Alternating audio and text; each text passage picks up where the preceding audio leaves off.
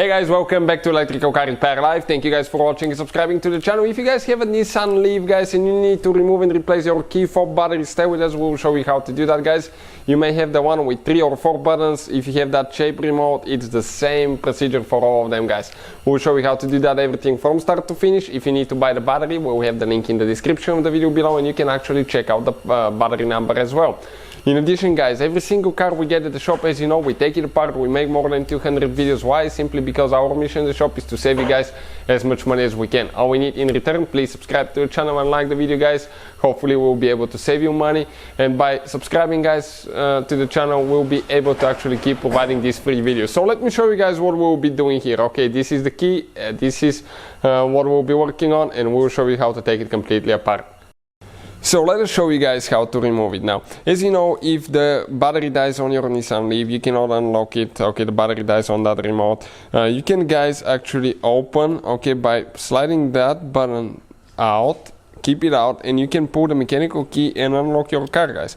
But if you need to remove and replace the battery in the remote, you will actually, guys, you will actually need to go ahead and remove that key as well. So what we're going to do next, if you come here on the side, there is one notch, okay, right here, that we're going to go ahead, okay, spread out with the screwdriver. It will come apart, and now right here, guys, okay, is the battery. All we have to do, slide it out. I'll grab the new one, guys, and we'll continue. So this is the new one here, guys. You need to go, it's very important how you go right here. You need to go in an angle, okay. This one will be facing down, okay. The positive side plus will face down.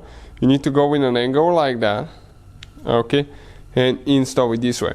After that, you need to align everything really good, guys. Align it, press it in until you hear a click on each side, and make sure it's closed on each side. That way humidity and moisture will not get in the remote and it will not ruin your remote, guys.